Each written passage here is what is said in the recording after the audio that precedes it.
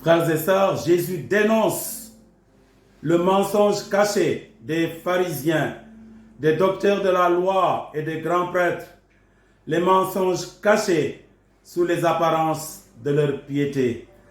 Ce peuple m'honore des lèvres, mais son cœur est loin de moi, dira Isaïe.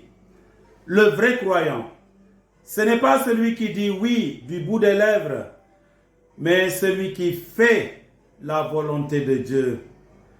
Jésus ne fait pas l'apologie des mauvaises mœurs, mais quand il déclare que les exclus, les parias sociaux, les publicains, les prostituées précéderont les pharisiens, les docteurs de la loi, les canonistes, les bonnes gens dans le royaume de Dieu, cela choque et bouleverse.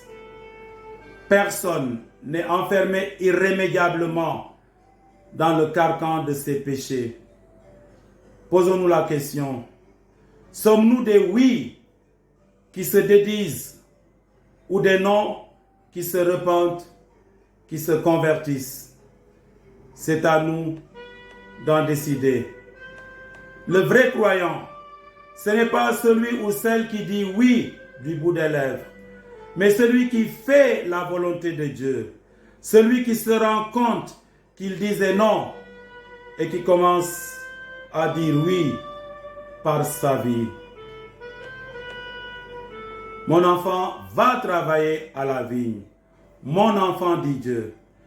Cet appel est un appel tendre d'un père qui ne met pas en avant l'exigence d'une réponse immédiate. Frères et sœurs, sommes-nous des gens qui disent oui à Dieu et qui, toute leur vie, disent non? Il y a des oui à Dieu. Après le baptême, la vie vécue est un non catégorique.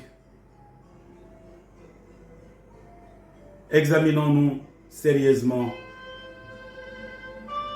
En tant que chrétien, quel est le domaine dans ma vie où je dis non à Dieu?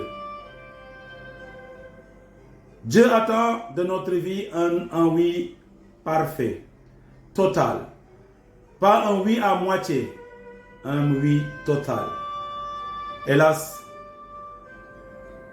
il y a des oui qui ont été prononcés et qui par la suite deviennent des non totaux et catégoriques.